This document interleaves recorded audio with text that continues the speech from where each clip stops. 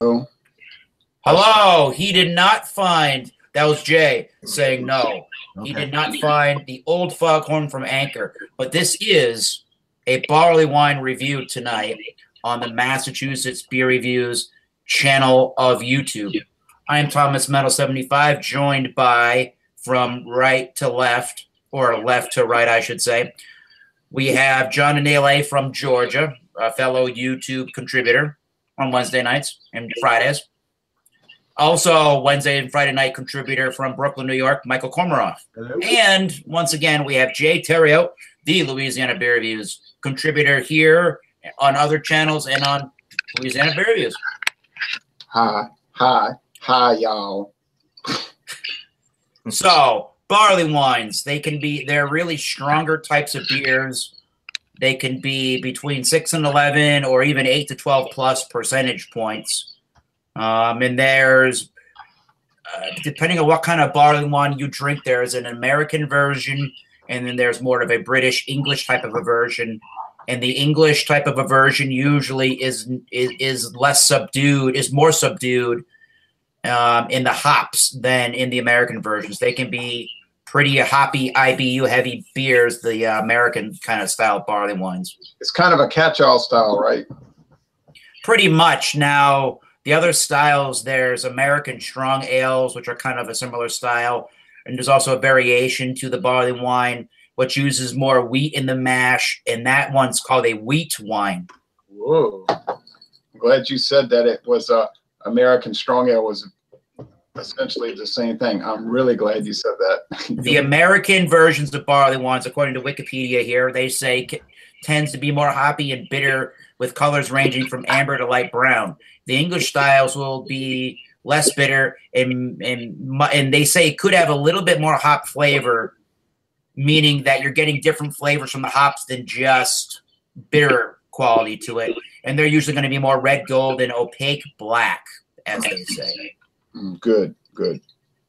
So what are you bringing to the examination this evening, Louisiana Beer Reviews? Well, arrogant bastard ale. Ow. All right. Which is your American strong ale, but this is it should work just fine. I'm thinking it will. I didn't want to open up my I'm aging a Bigfoot from 2014, and I really want to go to 2019 on it. You know, I want to do the full 5 years. Nice. What does Michael Komaroff have this evening? Okay, as I had shown earlier, I will show it again. I have live on camera the 2016 Goose Island Bourbon County barley wine. And as I said before, this was the first year that it was pasteurized and it was stored in new bourbon barrels. Excellent. 13.6%. Woo. John Anele. It's a heavy hitter. Yes. John Anele, what is your beverage this evening? All right. Well, I had a friend come over last night, so I drank my barley wine a little bit early, and I got off work right before this examination, so I didn't have time to pick up another one, but I just had it, so I can remember quite well. I had the Victory Old Horizontal barley wine, and it was brewed in 2016 as part of a special edition series. Excellent. And it's 11% ABV. The IBUs are not disclosed on the bottle, and there's really not any information that I could find on the website. And so anyway, yeah, that's what I got. Are you drinking anything during examination? Yes, during the examination, I'll just be drinking this cheap. I've been wanting to try this. William Kepley was talking to me about this off air. I bought the two hats, Miller Brewing. It was $2.99 for a 6-pack ounce can. All right. I did see that at the store yesterday. I didn't know if I wanted the pineapple flavored version, but it does sound kind of interesting. Yeah. My beer is from Easton, Pennsylvania. It's from the Weyerbacher Brewing Company. It's called the Blithering Idiot. It's got a Blithering Idiot on the label. Some kind of a clown-looking dude. It's 11. Oh, there it is. It's 11.1% alcohol by volume. This is bottled on the 18th of May, 2017. They say it's good until 2022 of the same month and date, although it might even be able to go for longer. It can cellar pretty well. It is more of an English style, according to the Weyerbacher website. And it's, again, 11.1, and it's got 34 IBUs. Oh. And I like barley wines in snifter style, almost like a brandy glass. Yeah. Because it's not going to be a very heady style of beer. It's not going to create a lot of head and that kind of a thick foam. So these are good styles for higher ABV beers because it will definitely let you get a nice aroma from the beer. Mine got a pretty thick head, and when I poured that, yeah, it did. When I poured my Bigfoot in that big tulip glass earlier this year, it made a lot of foam. I gotta say. Johnny, go ahead. Sorry, Johnny. What's yours again? I had my barley wine a little bit early, so I'm just drinking along. But I had this one last night with a friend of mine. We split it. It's right, Old Horizontal. Oh, right. Victory Old Horizontal. 11% ABV, IBUs undisclosed. 2016 edition. It seemed like Victory Brewing has kind of left the building as Louisiana is concerned, I'm afraid, which is sad. They're pretty popular here. Their two biggest sellers are the Golden Monkey, which is 9% ABV, and my personal favorite, the Sour Monkey, which is a soured version of the Golden Monkey, also 9% ABV and quite delicious, as Eric knows. Now, Michael, you were trying to ask me something? I was going to ask you, is the ABV on the Arrogant Bastard 8%? No, it's 7.2. 7.2%. Okay. So it's at the lower end of the barley wine type items. Yeah, might as well. It's got the color that Eric was talking about. Yeah, definitely explain the appearance and aroma on some Arrogant Bastard from Stone. Okay, I'll go quickly. It's got a thick head. It's frothy. There's a lot of heavy lacing around the edge. The appearance is reddish, or let's call it brick red, almost to copper. There's a lot of bubbles, but it's an etched bottom, so that could be a factor. You know, it may not be that bubbly normally. And it's really, you probably can maybe see that. It's really beautiful beer. The head is ivory, perhaps to beige. Okay. And I got a very good price on it. Very good price. And how about the Bourbon County barley wine? Okay, I'll give you a look of it. I have it in my lakefront glass from Wisconsin, from Milwaukee. It has a very small head, which seems to be receding a little bit, but it's still kind of there. Yeah. And I would say it's a dark brown, but it has the same kind of reddish hue that a lot of these other ones do. If you put it up to the light, you can see red in it. So it's not jet black. It's more of a dark brown. And a rust color maybe. Kind of like a rust color. And right when I open the bottle, the smell of the bourbon comes out very strong. So even without putting your nose to it, you can deduce that there's bourbon involved in this. When you put your nose in there, it's more intense, but it definitely has bourbon nose for sure. Excellent. What do you remember about this horizontal barley wine there, John and Neely? It was very, very clear. It was an amber color. It actually looked a lot like yours, Eric, although mine had a lot of white sediment floating around in it. Mm-hmm. It actually had, I'm glad I drank it last night, because when I opened the bottle, it was very, very active. It bubbled up, and then it almost like a volcano, it just kind of started shooting out. So I had to grab glass right there, and what I probably spilled about 4 ounces of it onto the tile. But anyway, I had to quickly pour it into the glass. It was going all over the place. Sorry about the spilling. Yeah, that kind of stinks, but Yeah, sometimes beers are under a lot of pressure. No pun intended. The Blithering Idiot Weyerbacher is definitely cloudy and hazy and murky looking. It looks like there's a good amount of carbonation for what it is. I can't yeah, I do see it. There is a lot. I don't know if you can, trying to see if anybody can see that. Yeah, there's a little bit of sediment there towards the bottom of the glass. It's not just a reflection at the bottom of the glass. There is some darker looking yeasty sediment to the beer. I would say that colors. They're kind of like gray colored chunks, huh? Yes, correct. I would say the color is like a amber mahogany towards the purple color, but definitely a darker, like amber, rusty kind of look to it. It looks kind of like it has a little pink in it when you held it up to the light. It almost it's got red in it.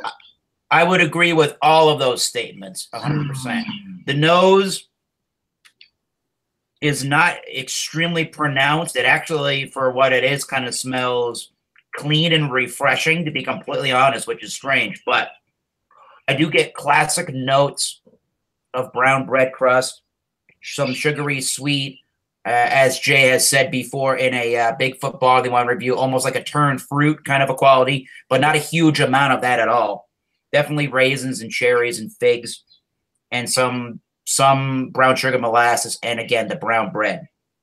Not a whole bunch of the hops, but maybe there is a little bit of a spicy kind of a note and maybe like a grassy, earthy green thing. So it doesn't smell too it smells very inviting for an 11.1% beer. I'll say that. Okay. Oh, Eric, I didn't give you my aroma. I'll do that real fast. Go right ahead. The aroma on mine, it's just like that. Arrogant bastard, by the way. Arrogant bastard. I am worthy. It's like a sharp barley sweetness, pungent bread crust type, sweet and sour, almost to an extent duck sauce oriented aroma with some background citrus notes, which is probably coming from the hop resins. And a lot of bread crust and rich malt. So it has, as you can tell from my description, a fairly good amount of complexity, which makes me feel even better considering the fantastic price I paid for this product at a store on Jefferson Highway in Elmwood, Louisiana. Excellent. Well, I'm going to take a taste of Eric, Eric, before you take a taste, let me complete the note. I did mention the bourbon. As well as the bourbon, you do get the dark fruits in this, the figs, raisins, plums, maybe all kinds of dark fruit in it. A hint in the background of maybe some vanilla as well, further in the background.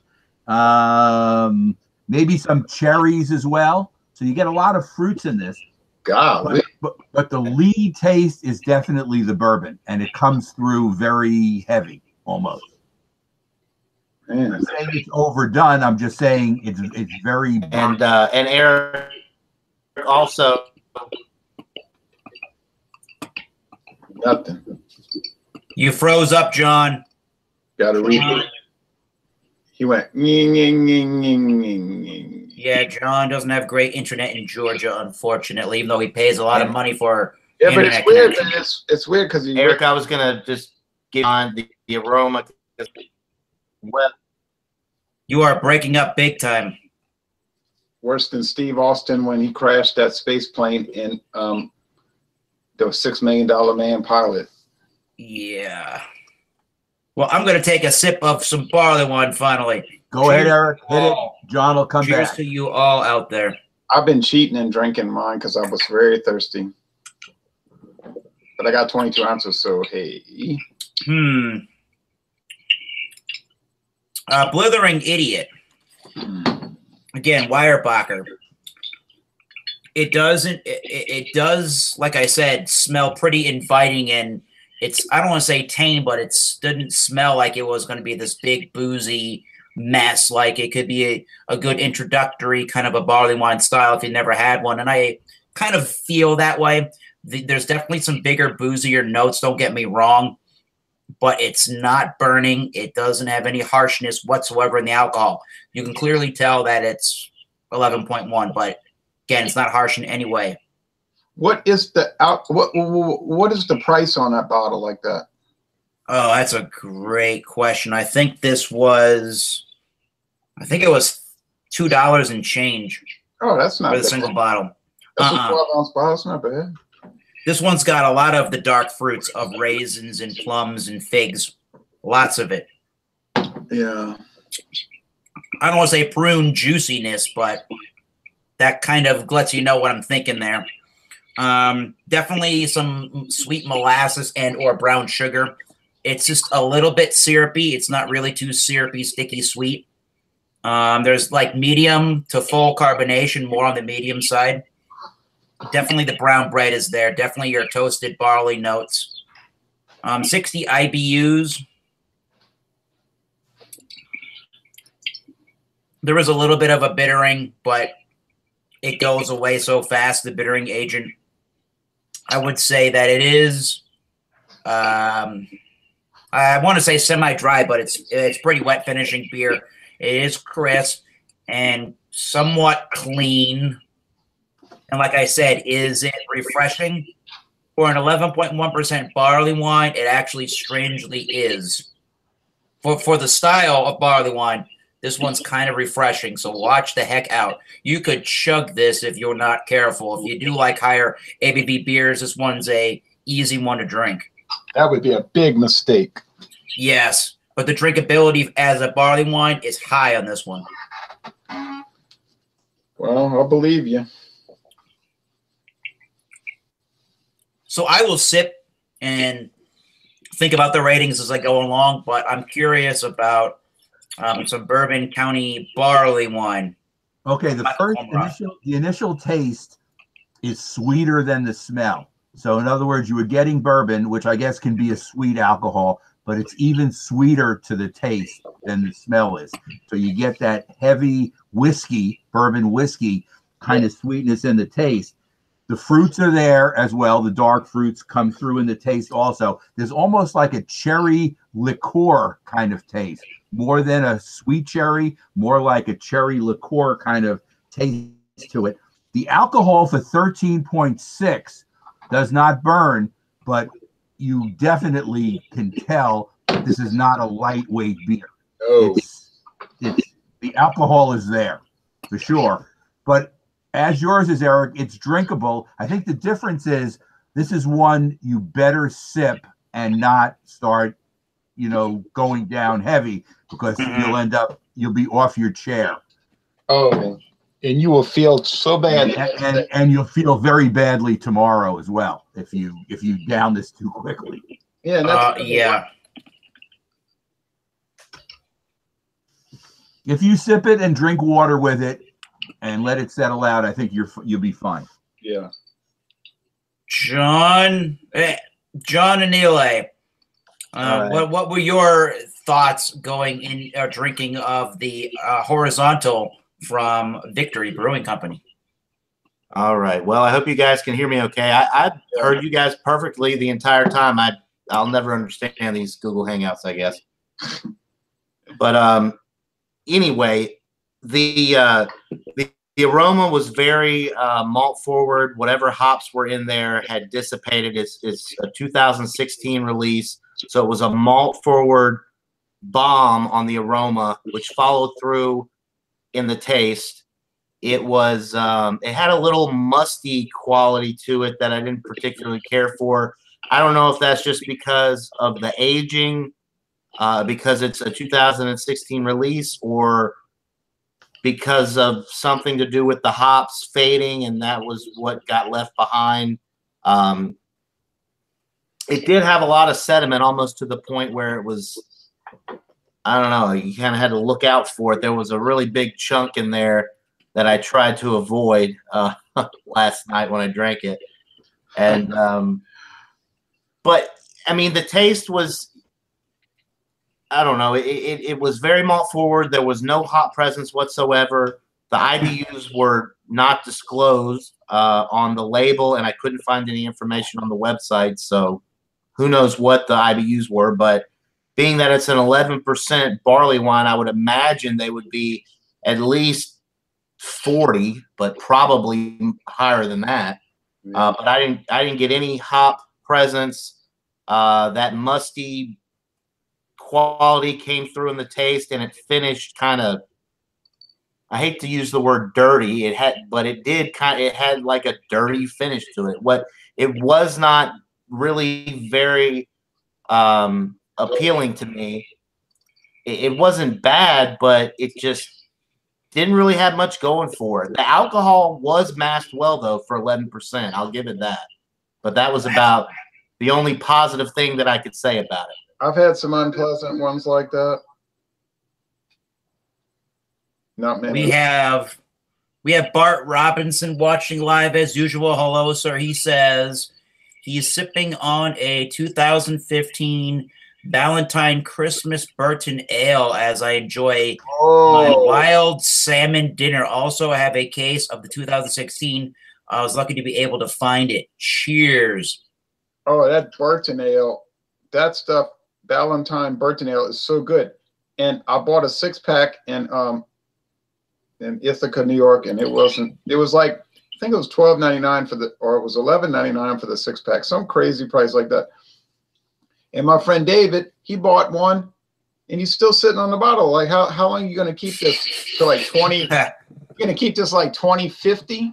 I mean, I don't understand. Some of his drinking habits, I don't understand, you know. But anyway, it's his stuff. He can do what he wants with it, of course. But I have some too. I have some of the 2016 that I've been sitting on also, but I do drink some of it. I bought a 6-pack of it. I gave him a bottle. I was hoping he would drink it while I was still alive, you know, during my lifetime. But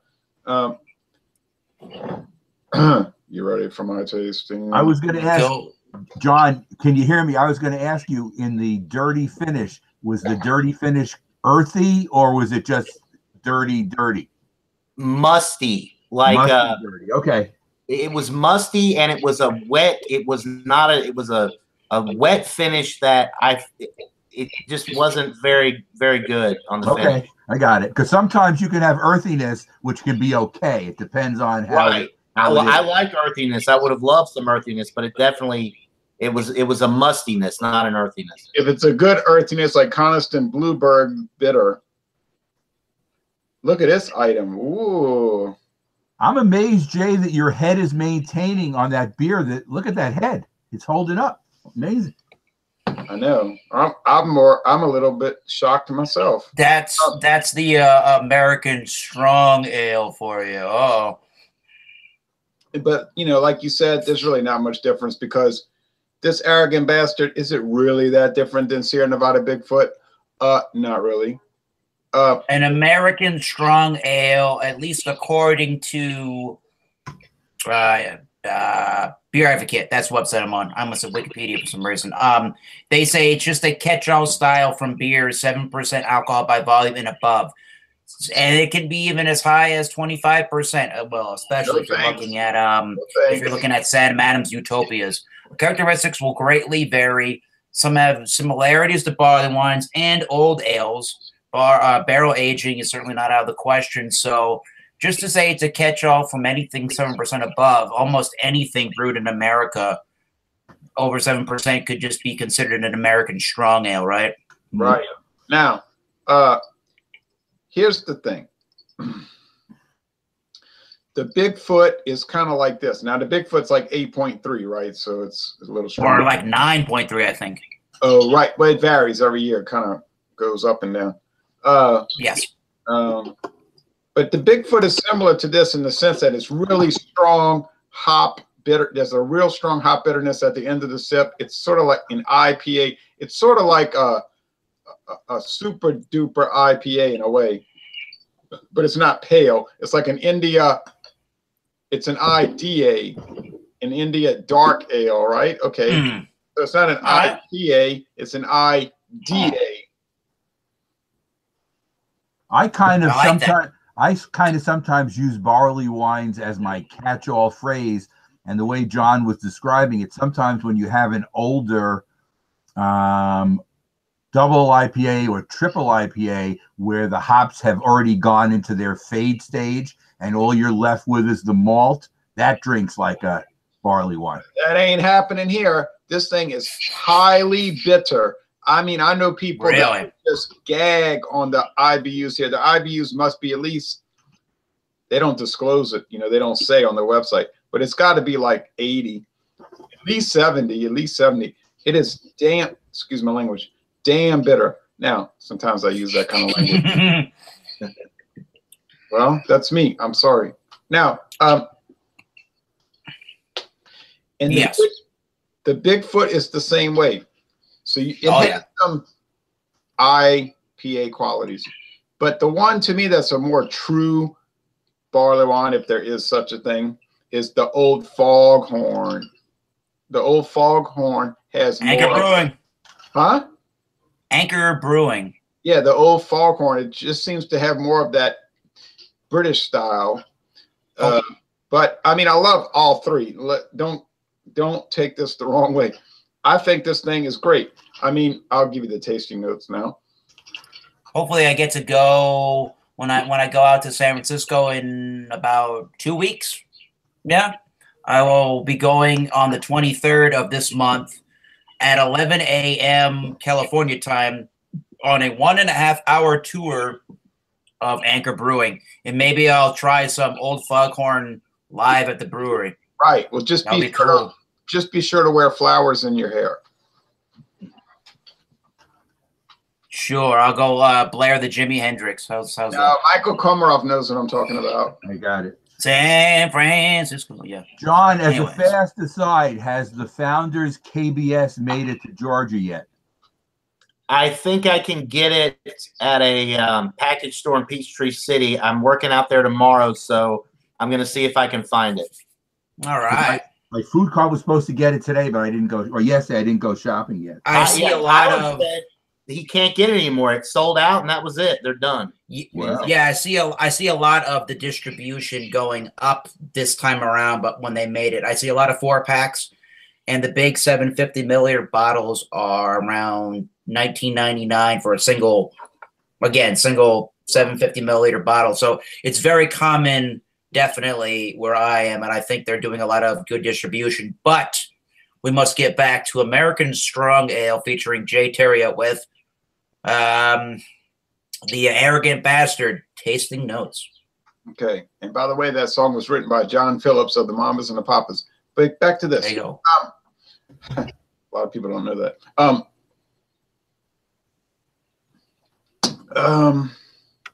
It's really a sharp bread crust, and if people like Michael Komarov remember Roman meal bread, Roman meal had that sharp, like a semi-sweet to bitter bread crust. It was sort of it wasn't sort of, it was a unique bread product, and apparently it's still produced, but try to find that. It's got, okay, already said it's got the citrus, but more than citrus, there is citrus like apricots and dried, and this goes along, and John Anili knows this from watching my whiskey reviews. It has that dried fruit kind of thing going on, and see, well, when they do fruitcake, they take those fruits and they dry them and then they candy them. They're candied, so it has that character. Now, but the bitterness shines through. There is hop resin. You know how when we grew up back in the days, in the old days, we'd all talk about piney hop resin and the dankness and all of that, and it has that sort of character. And it's sort of a hybrid product, and they never, and Stone never really says what it is. It's just ale, right? So, what are you saying about fingers? You're doing disco. I was going disco with you. Anyways, go ahead. From Disco. Saturday Night Fever, 1977. John Travolta. Damn. All right, but anyways, sorry, but I could tell you a lot about that movie. But anyway, so this beer, the calling card on this beer, honestly, is the extreme bitterness. And I want to say something even more shocking. Sure. I got this thing for $2.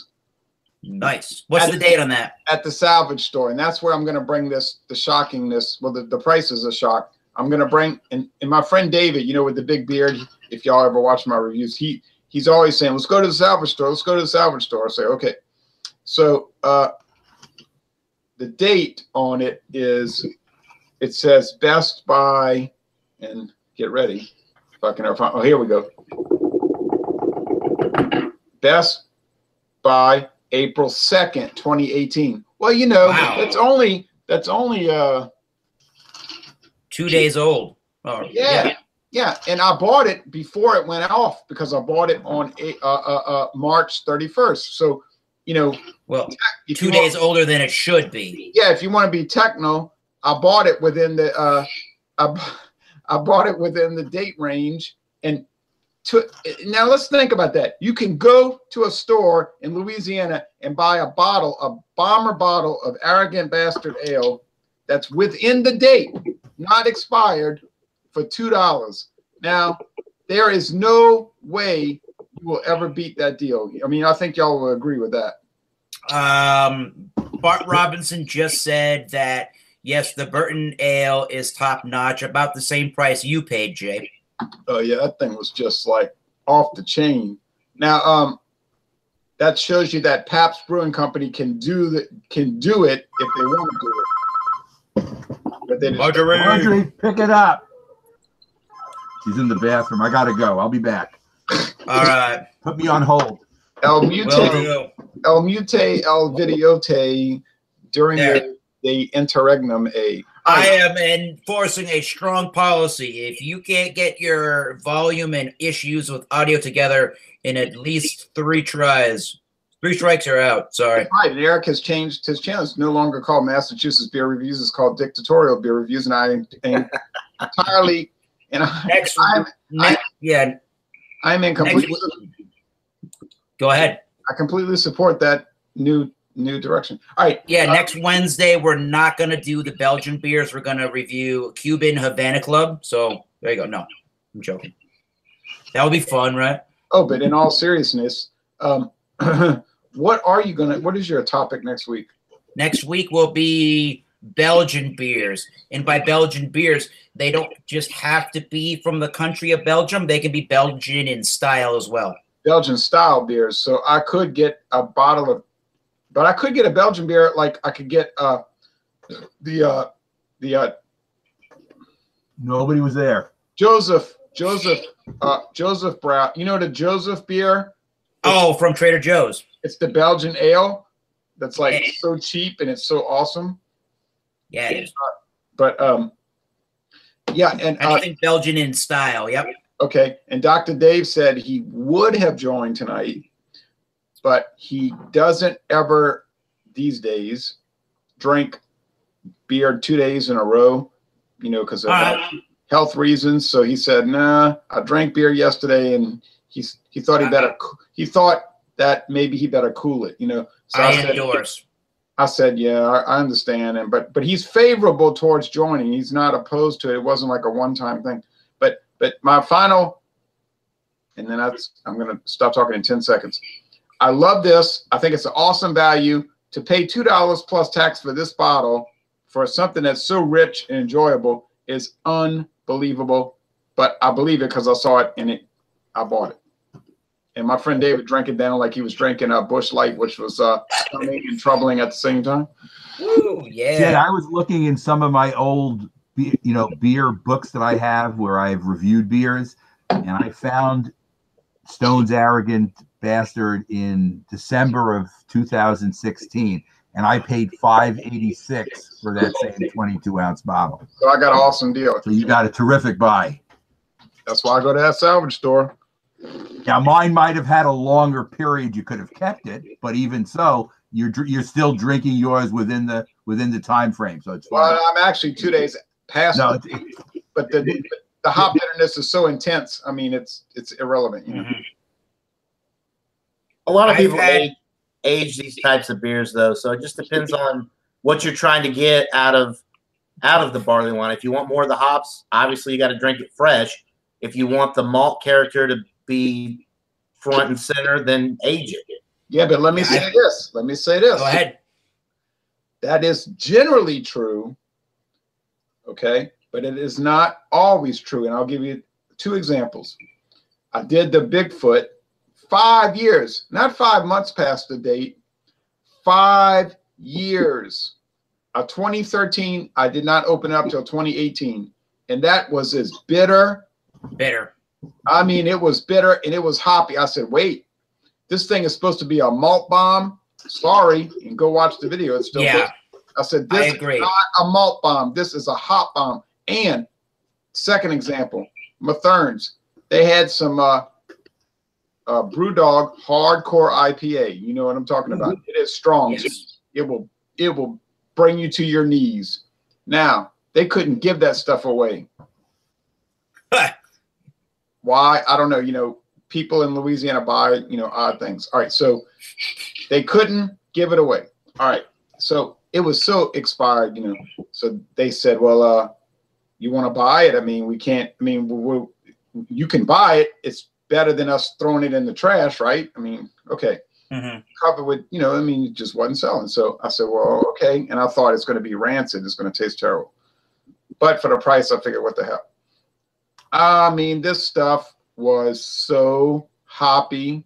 It was a double IPA, and it had the intensity that you would not believe. And it was at least 5 years old, maybe more, at least 5 years old. It was incredible. So it's kind of like a stereotype. Like people say, well, that's a stereotype, and that's not true for everybody. Well, that's right. And these are the exceptions to the stereotype, so to speak. Maybe Eric, maybe it's the type of hops that are used that they last longer, because I think I used this example last week when we were discussing. Founders has a product called Dirty Dancer, which is a triple IPA, and I bought it well within its time frame, and the hops were gone, totally gone. It was like a malt bomb, and I did not like it. This actually reminds me, Michael, a lot of the Dirty Dancer, because I did have the Founders Dirty Dancer, and it tasted very similar to this. I mean, they were advertising that as a triple IPA, not a barley wine, but it tasted like what I thought a barley wine would taste. I agree with Jay Theriot on his assessment of the Bigfoot barley wine. The first beer, regardless of barley wine, and that was the first barley wine, the first beer that I ever bought to cellar, specifically just to cellar, was a 2013 4-pack of the Bigfoot barley wine. And I just had maybe a month or two ago, the very last of that 4-pack from 2013. It was still very, very hoppy. I just find that's what's really great about barley wines is that maybe not necessarily all of the boozy character goes away, but you're able to get a lot of that sweetness and a lot of the malts and a lot of other things that over time the alcohol kind of diminishes as its centralized note of the beer. And you can taste a lot of other things that are going on, which is really, really, really nice. The really awesome thing, I have to give this a straight up, I'm going to give this at least a 93 right now. My Weyerbacher Blithering Idiot. But it's such an easy drinking beer for what it is. It still commands you to sip the beer because it is a large kind of tasting beer, but it's on the high side of medium. It's not even a full-bodied beer. For some people in barley wines, that might be a deterrent from giving it a really high grade. So but 90, for me, I can taste 93. 93 is an A? Is that an A in your range? At the lower end of A, yeah, but it's an A. Yeah. 95 and above for me is A+. So for me, you can taste, without the alcohol being its centralized note, again, you can tell it's 11.1. but without that being decentralized, no, you can taste all these toasty malts, caramel, molasses, brown sugar notes, the figs, raisins, dates, and the brown bready kind of characteristics to it. So it's really nice. I can tell it even if you hadn't told me, just in the slur. Hey. They say that's English style, and I didn't explain that at 60 IBUs, but they're using in this one Northern Brewer Pearl, spelled P-E-R-L-E, and then they're also using the Hallertau hops. Right. So, whoa, that sounds good. Yeah. Okay, I like this one. I want to say two things very quickly. First thing, if they made a low alcohol version, would it be called Tiny Dancer? And secondly, no, it would be called Tony Dancer. Tiny Dancer. And secondly, I have to, closer, Tony Dancer. Well, my mind is just like full of ideas, and I have to bring them out. And secondly, I have to mention that this is starting to present tea-like qualities, like iced tea, a cold tea. There's tea, and it's incredible that it would present these tea-like qualities. You know what I'm talking about, tea, like you're going to make some tea. So it's incredible. And I'm going to give it, can I rate it? Good. Yeah.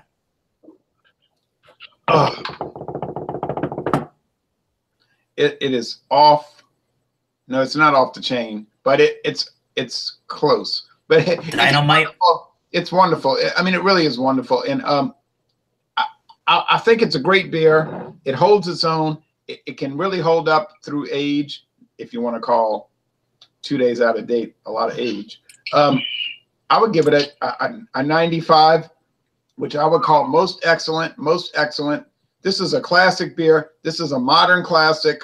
I have people I work with that said, I tried Arrogant Bastard. It was horrible. It was so bitter, and I dumped it out. But they're not used to this kind of stuff, So I told them, I said, it's like the first craft beer they ever tried. I was like, you didn't really jump into the pool in the correct manner. You wanted to go swimming. So the first thing you ever did was you went to Finland and you jumped in that freezing water with all those guys, like they do every year. And I said, you didn't really approach it correctly. So if I had tried this at 96, I would have thought it was like terrible, But what's your experience with any of the Arrogant Bastard varieties? Well, if you give me 45 seconds, I can tell you. Continue. We'd love to hear that.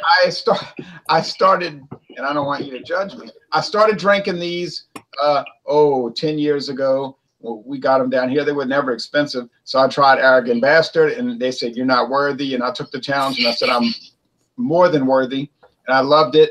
I gave it a high score. And then they said they had the Double Bastard. I said, Double Bastard. Oh, boy. So I said, okay, I'm up to it. So I'm over here in this office, I am in this office oftentimes. So I tried it, and I thought, that doesn't affect me at all. I drank half the bottle. It's nothing. And I was eating. Yeah, you're laughing. So I was eating some Church's fried chicken. I had a coupon, had a great deal. And I started doing the video, and I was drinking the second half the bottle. And I started laughing. I couldn't stop laughing. I was alone. And it was like madness. And I like sort of stumbled out this chair, or the other desk chair. And I said, oh no, this video cannot go on the air, So it was so crazy. So I just deleted it, and I had to buy another bottle, and I reshot the Double Bastard. And then I tried to act all dignified and play it off like nothing happened, so no one knows about it. So the Double Bastard was incredibly good. It was like nearly 100. But if you drink a whole bottle, you cannot post a video, believe me. So then I drank the Luxy Bassart. You know what I'm talking about? I think so. Explain. There's another version called Luxy Bassart. People call it Lucky Bastard. But if you read the label, it actually spells Luxy Bassart. Okay. So it's like you drank so much of it, you can't spell correctly. Get it? Oh. So it's not Lucky Bastard, it's Luxy Bassart. Because you drink the whole bottle and everything is so awry and you can't spell correctly. And that is an awesome, awesome beer. So the Double Bastard, the Luxy Bassart, the Arrogant Bastard, and I believe there's some other variants. There's an oak age version. Oh, yeah. I've had that. I like that one. That one's great. That It's $18 a six pack, though. Is it $18 a six pack rate? No. Would it be $12 a six pack rate? Probably. Honestly, that was my least enjoyable one. I didn't really like it. I like bourbon. Yeah. I like whiskey, as video evidence would attest. Yes. But there's something about beer aged in bourbon barrels that just doesn't sit well with me. It's like I like pickles and I like ice cream, but I don't really like to eat pickles with ice cream for some reason. Right. That's another one. I agree for the most part. Like you were talking about earlier, Ron, about the stereotypes. There are a few that don't fit into that category, like the Bourbon County Stout that or the Bourbon County line from Goose Island that Michael is drinking tonight. Those are Look how much I have left out of my 16.9. Yeah, those are thankfully very good. Michael's being very responsible because that can be so disastrous. You cannot drink this fast unless you really want to hurt yourself. What year is that again? 2016. So that's why it's the bigger bottle. I do not want to hurt myself. It was brewed. Let me give you a date because it is on the side of the bottle. Probably September, right? October 19th of 2016. I got my $11.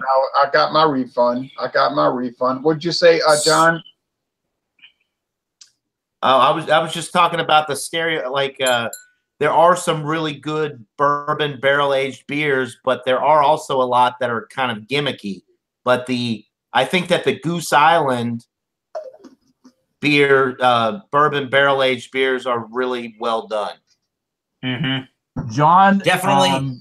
Generally, that's true. What now? John Pierre has done a couple of the ones from Kentucky. It's from, is it Louisville, Kentucky? It's another company that does bourbon barrel things. Oh, you're talking about the Alltech. Alltech. The Bourbon I don't think they're generally as good. But again, or the they're not bourbon ale. Not to interrupt, but bourbon ale, and then they do bourbon barrel ale. That's right. Right. And they're okay. They're right. It's a dog food company. Look it up. Wow. I believe that in Kentucky. Right. You're saying, oh, he drank all that liquor. He doesn't. No, I'm serious. Look it up. I'm serious. Look up Alltech. They make pet food. It was a company that started making pet food. And that's their main moneymaker, pet food. But they found out that a lot of the ingredients that are used in pet food convert over to beer. So they said on the website, well, the craft beer thing is getting big, so let's make pet food and beer. What does Double Mint Gum say? Double your pleasure, double your fun. Right. You can buy your dog some food and drink beer. Buy your dog beer. I had one of their beers, and I did like it.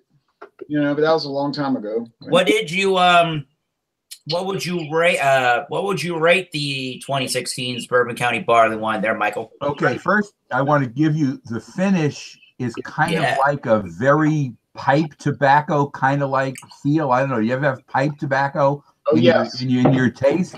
And also a little bit of a little bit of kind of like an oaky taste. Like I know it's bourbon barrel aged, but it's almost like you get that oak like you'd get if it was oak aged. So you have those two. I'm going to rate it a 97. 85. Holy smokes, 97. That's awesome. Wow. So I think the fact it's been sitting in the bottle has actually made it better. So that's nearly world class. It's you bought that? I don't think I've ever rated anything 100. I think I have rated stuff 99. You bought that in 2016? Early 2017. Okay. Because they usually come out on Black Friday, is that November, right? It comes out in November of the year. I think it's Black Friday every year. Yeah. something like that. Hey, Michael. You know, I have rated some beers 100. Oh, world class. I'll give you one example, and that's still Natty Ice. Is it Natty Ice? And you see, I come on these videos to be serious. I'm gonna drink one in a minute. Come on now. I come on these videos to be serious and try to help your channel, and then you accuse me and treat me like dirt. Now, and I'm trying to figure out why I'm here. But anyway, getting past all that video YouTube drama, there's going to be a lot of it. But no, it was not Natty Ice. It was West Lateran 12. Boom! Yeah. By the way, and I'll also say this: I paid $85 for that 6-pack. $85 a 6-pack. Now, it did come with 2 free glasses, if you want to call that free. I saved 1 glass, and I gave the other glass to my friend. And I bought a second 6-pack, and I gave it to my friend in the Woodlands, Texas. I'm not bragging, but that is what happened. And that was the most expensive beer purchase I ever made. But I will also say that it was the most awesome beer I ever had in my life. It is unbelievable.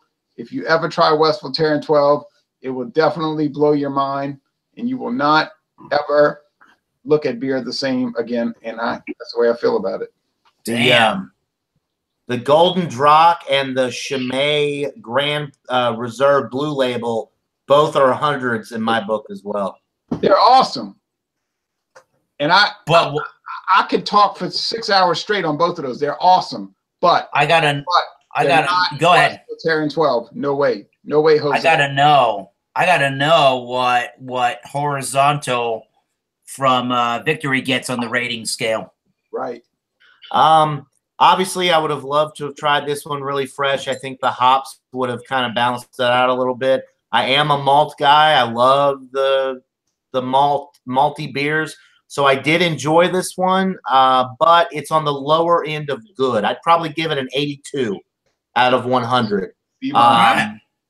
It was a little bit too the finish was a little bit too dirty, I guess. I'm going to stick with the term dirty. It didn't have a very clean and refreshing finish, and there was a little bit too much of that chunky sediment in there that just kind of, you hold it up to the light and it looks like a snow globe. I mean, I don't really want to. Now, John, is 82 a C+ or a B- on your scale? On my scale, it's a B-. Okay. Because, you know, it's funny how everybody's scale is different. Yeah. Yeah, because you know why? Because these school systems keep changing their grading scale about every year. They try to manipulate the score so they can have a higher state average. Yeah, it's so crazy.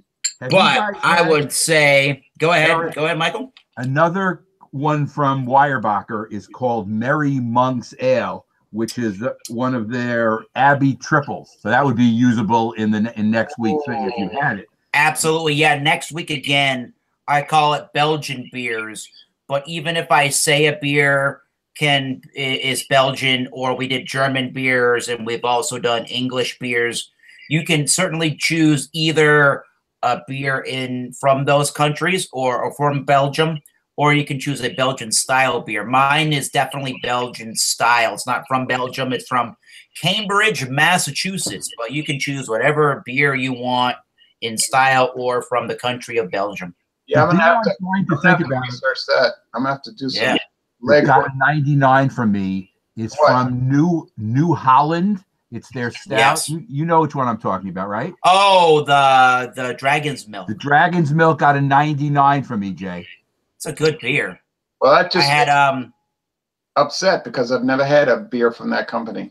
Erica Lyons fan. Michael Formoroff, huh? Because you don't give. You have yet one bad beer in 100, so that's the highest you've ever rated a beer.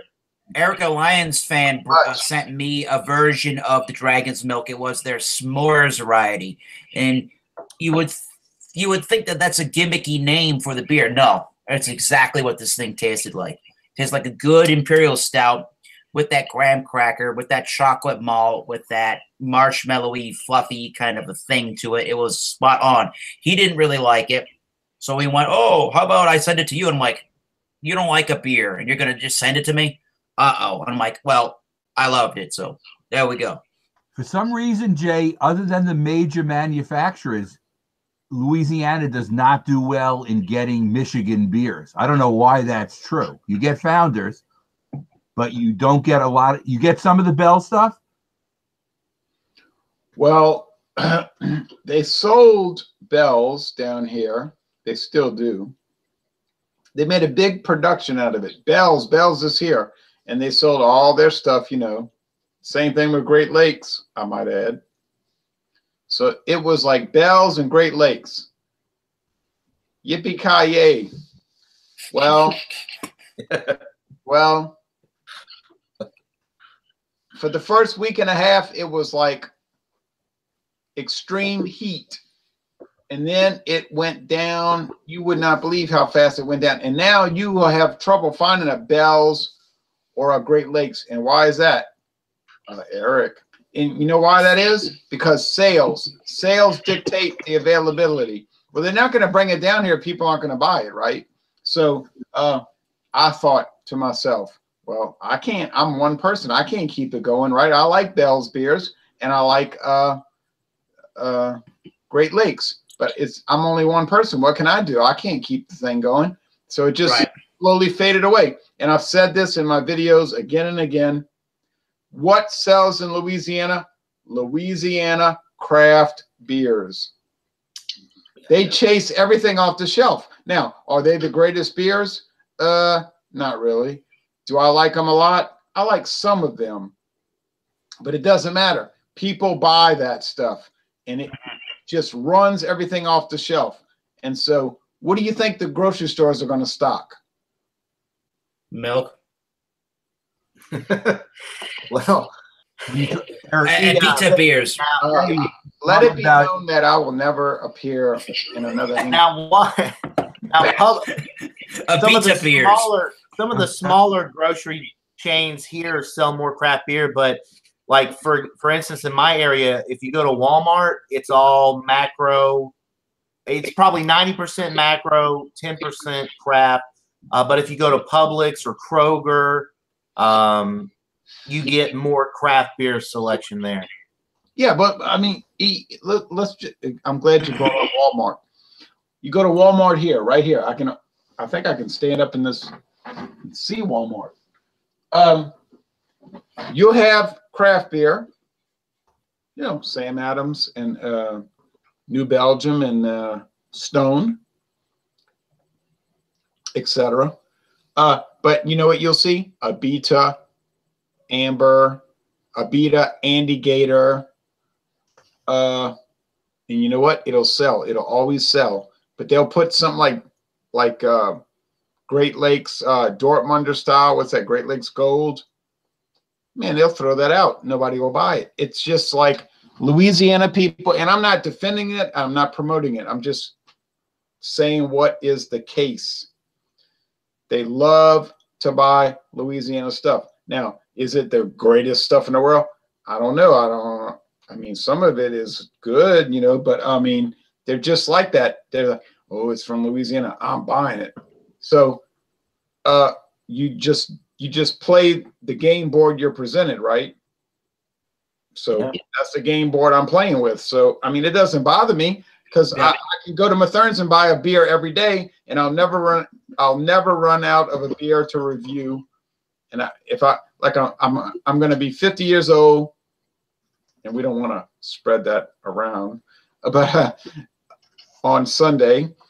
And if I do these reviews until I'm 90, I'll never run out of like easily obtained products. So it just is what it is. I don't know if it's. But I gotta know as we close out videos here, and I should remember this, and I gotta write this down. I should ask this before we start drinking the beers, but I gotta know from each of our panelists here what were prior to this examination. Let's start with John and Neil. What were your experiences prior to this examination with barley wines? Very little. I've had a few.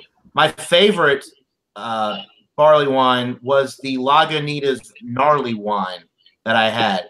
I got a super fresh date. I think it was 2 weeks old when I bought it. It was amazing. I mean, it was awesome. I bought the 22-ounce bomber. It was like actually no, it was right at 10% ABV, and it had some good hop presence, but it was really malty. It was really malty and it was really hoppy, but they balanced each other out so perfectly, and it was super fresh. And that's the best one I've ever had. I've also had some other ones like this that were a little bit older, and that's not necessarily a bad thing, but I didn't really care for them as much. And so yeah, the Lagunitas gnarly wine was the best barley wine that I ever tried. Michael Komarov. I was going to say the one Jay mentioned before, the old Foghorn I've had. I've actually been involved in a Bigfoot, one of these horizontal deals where you do different years together, and they do vary a little bit, sometimes by a half or 1% in the ABV, and maybe they change the IBUs as well. And that's a good barley wine, the Bigfoot, but it does vary a lot. It changes every year. It's not exactly the same thing. And it's a good barley wine, and I liked it. I really do like this Goose Island, and this is the only year I've ever had, because I was telling you before. Oh, wait a second, I had the 2015 as well. The first year when they had the problems with the souring issues and all the returns. Now again, we didn't have to return them. They gave you credit for the first $100 that you spend. So I got a check from them for $90. And I had a couple of barley wines in that, and they were fine. Mine did not degrade. Mine were not sour. They were fine. There was no problem with the ones I had. So those were good as well. This 2016, this is the last one I have that we're drinking right now. I had a couple of them. Trying to think other barley wines I've had. I probably have not had any other ones I can think of, but I've had a lot of those like double and triple IPAs that turned into what I considered like a barley wine. Sure. More of an American strong ale, probably, in classification. Exactly. Yeah. Excellent. Dare we say, what are your experiences with the barley wines, Jay Theriot? Well, it goes back many years.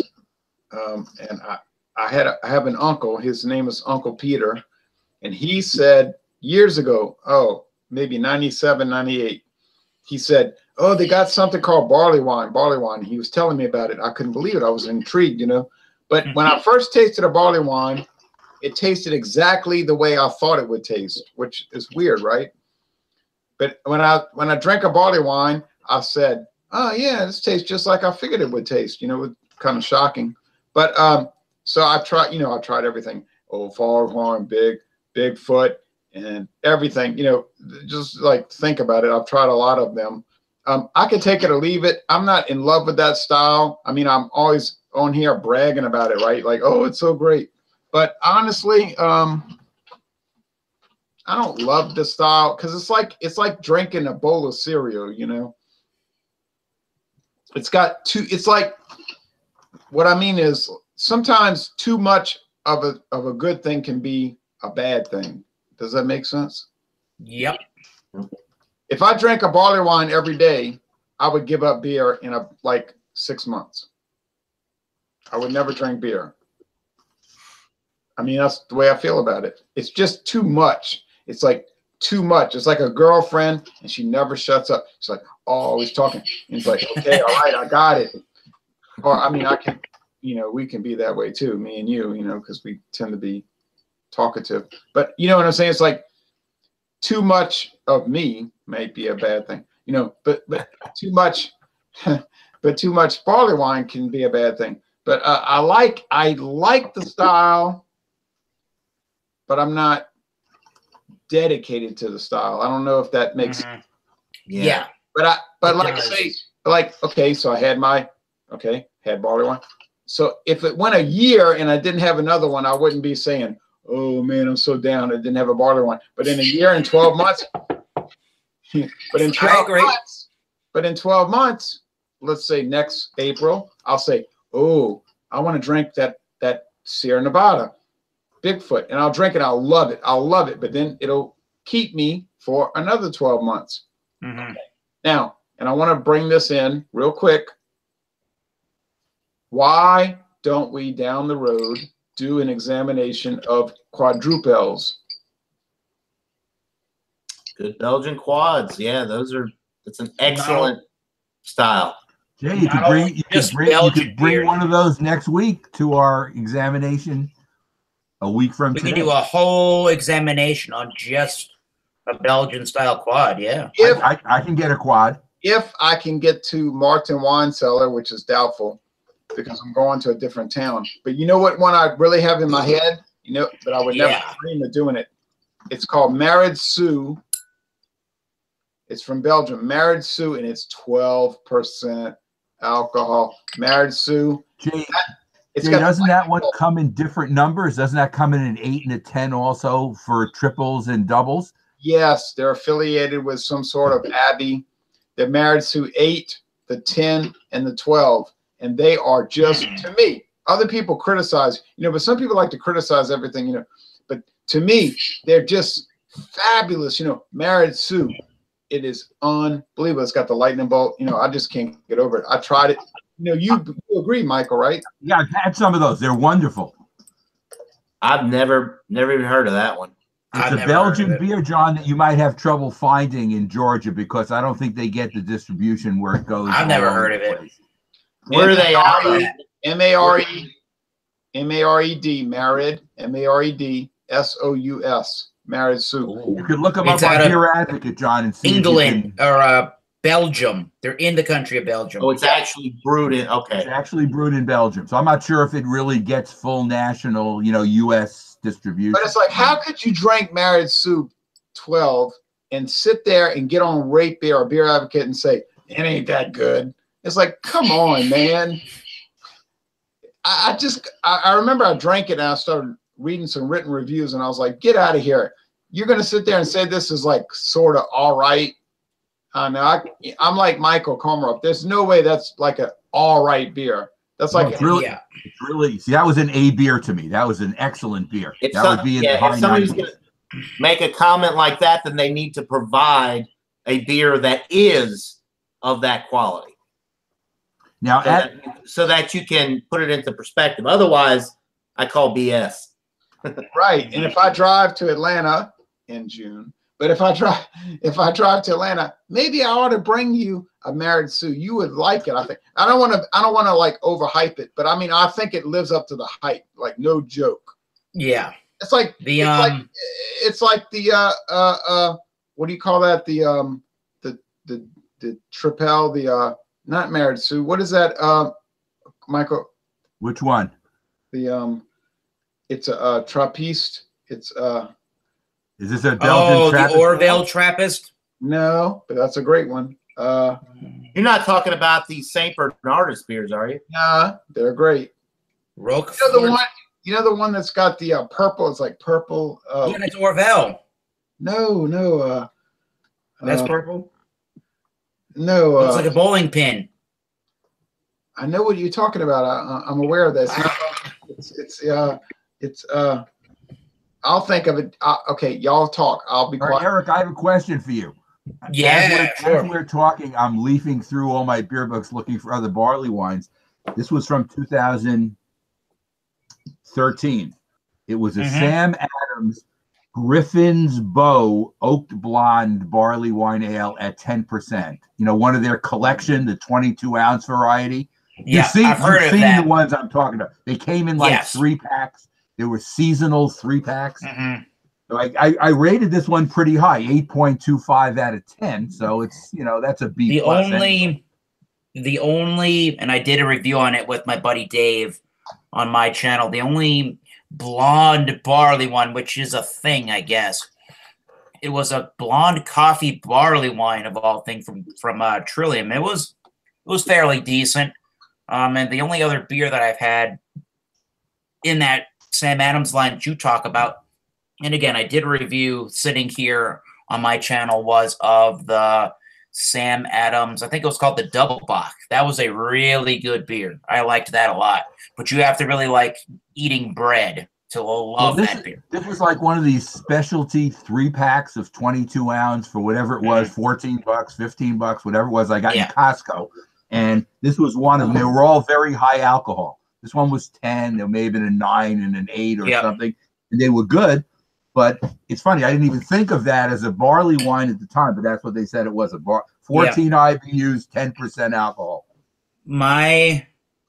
Just to go briefly here, I think we're going to go off air pretty soon, but just to go briefly there, I did talk about my experience with the barley wine was in 2013, I bought a 4-pack of the Bigfoot barley wine to age, and I had heard a lot of great things about that as like a premier barley wine that you must try, even if you're a hop fan, which I didn't think I was at the time, and I don't think I was.